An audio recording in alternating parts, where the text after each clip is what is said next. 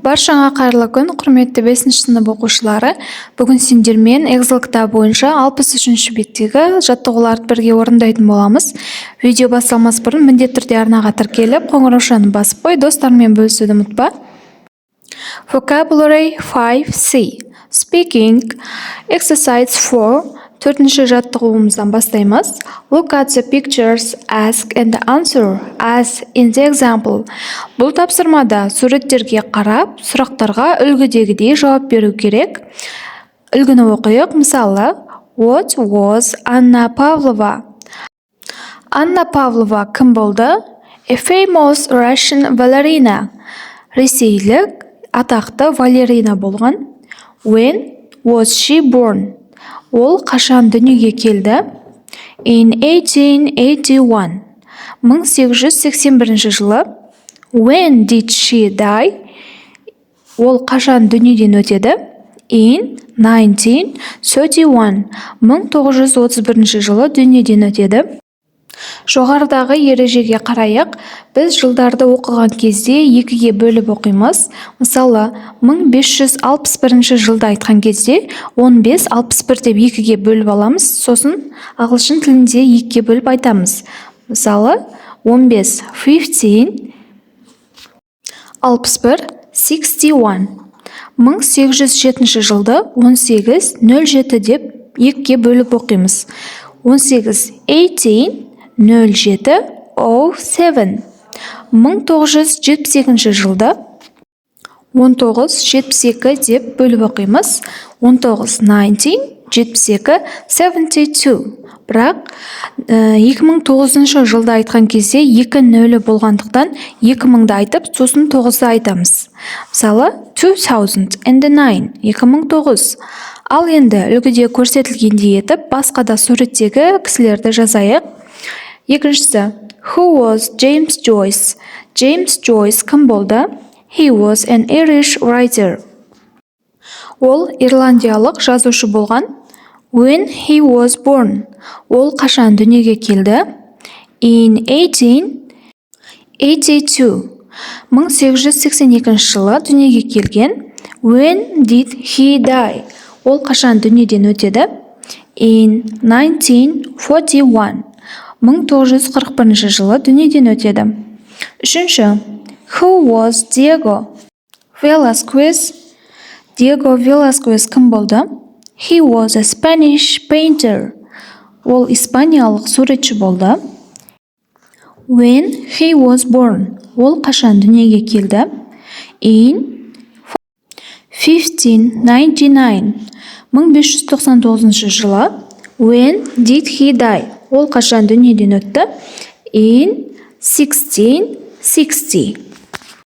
1660 жылы дүниеден өтеді. Төртіншісі.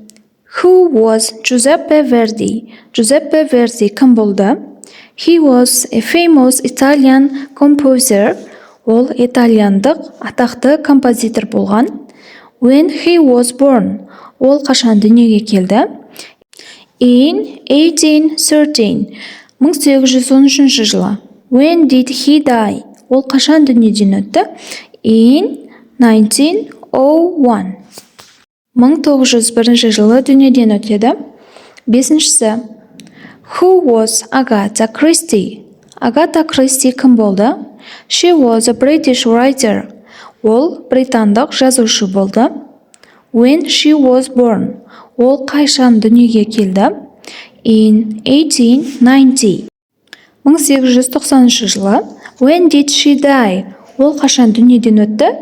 In 1976. 1976 жылы. Алтыншысы. Who was William Shakespeare? William Shakespeare кім болды? He was British playwright. Ол британдық драматург болған. When he was born. Ол қашан дүниеге келді? In 1564. 1564 жылы дүниеге келген. When did he die? Ол қашан дүниеден өтті? In 1616. 1616 жылы дүниеден өтті. Міне оқушылар, бұл 4-ші жаттығуымыздың толықтыру жауаптары. Келесі тапсырма listening and writing, тыңдалым және жазылым. Exercise 5, 5-ші жаттығуымыз listen and complete the fact file in your notebook. Бұл тапсырмада тыңдалымды тыңдап, файлдағы факттерді дәптерлеріңе толтыру керек. Ilyas Есенберлин was born in Atbasar, Akmola on 10th January 1915. Ilyas Есенберлин Атбасарда, Ақмолада дүниеге келеді. Ол 1915 жылы қаңтар айының 10-ында дүниеге келеді. Worked as builder and a miner, was interested in the history of Kazakhstan. Ол құрылысшы және мұнайшы болып жұмыс жасайды. Ол Қазақстанның тарихына қызығады. Famous for the Nomads, 3 books about the history and the heroes of the steppe. Ол несімен атақты дейтін болсақ, көшпенділер деген кітабымен атақты. Көшпенділер кітабы 3 кітаптан тұрады. Тарих және дала батырлары туралы. Died on 5th October 1983. 1983 жылы 5 қазанда өмірден өтеді. Міне оқушылар, бұл 5-ші тапсырманың толықтыру жауаптары. Келесі тапсырма бізде exercise 6. 6-ші жаттығуымыз complete the paragraph with information from exercise 5. Read into the class. Төменде жазылған параграфты 5-ші жаттығудағы ақпаратқа байланысты түсіп қалған орындарын толтыру керек және сыныпқа оқы деген. Ilyas Есенберлин was born in Atbasar, Akmola on 10th January 1915. Ilyas Есенберлин 1915 жылдың қаңтар айының 10 күні Атбасар, Ақмола деген жерде дүниеге келеді. He worked as a builder and a miner. Ол құрылысшы және мұнайшы болып жұмыс жасайды. He was interested in the history of Kazakhstan. Ол Қазақстанның тарихына қызығады. He is famous for the Nomads, a collection of 3 books about the history and the heroes of the steppe. He died on 5th October 1983, but the Nomads is still popular today. Ол Қазақстанның тарихына қызығады. Оның тарих және дала батырлары туралы 3 кітабы бар, және ол 1983 жылдың қазан айының 5 күні өмірден өтеді. Бірақ оның көшпенділер кітабы әлі күнге дейін өте танымал.